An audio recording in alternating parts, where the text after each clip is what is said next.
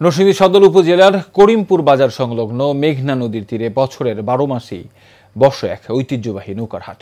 প্রায় ৫০ বছরের বেশি সময় ধরে চলা এই হাট এখন নদীপাড়ের মানুষের কাছে শুধুমাত্র একটি বাজার নয়, বরং এটি একটি সংস্কৃতি ঐতিহ্যের প্রতীক হিসেবে পরিণত হয়েছে।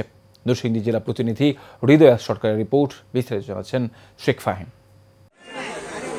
প্রতিদিনই জেলার বিভিন্ন প্রান্ত থেকে অসংখ্য ক্রেতা ও আগ্রহী দর্শনার্থীরা ভিড় করেন করিমপুর বাজারের এই নৌকার হাটে। কেউ আসেন মাছ ধরার জন্য নৌকা কিনতে, কেউ নদী পারাপার কিংবা মালামাল পরিবহনের কাজে ব্যবহারের জন্য উপযোগী নৌকা কিনতে। এমনকি জেলার বাইরে থেকেও অনেক মানুষ ছুটে আসেন এই ঐতিহ্যবাহী হাটে। স্থানীয় দক্ষ কারিগরেরা কাঠ ও টিনের সমন্বয়ে এসব নৌকা তৈরি করে থাকেন, যার দাম ৫,০০০ টাকা থেকে সর্বোচ্চ ৩০,০০০ টাকা পর্যন্ত।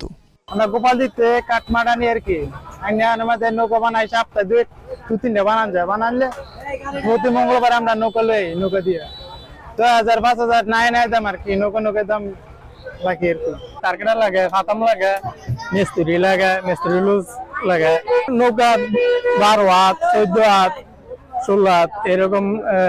কঠোর পরিশ্রম। ৫,০০০, ৬,০০০, ৭,০০০, ৮,০০০ নৌকা দাম। নৌকা কিনছি ৭,০০০ টাকা দিয়া মাছ ধরা লাগে নদীতে। আধুনিকতার ছোঁয়ায় অনেক কিছু বদলালেও নদীপাড়ের মানুষের জীবনে এই হাটের গুরুত্ব এখনো অপরিসীম বলে জানান ইজারাদার।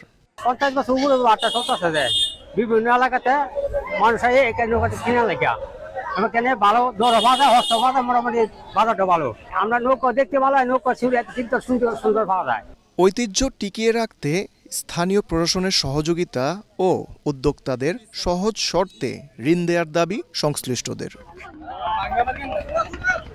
Sheikh Fahim, Asian television.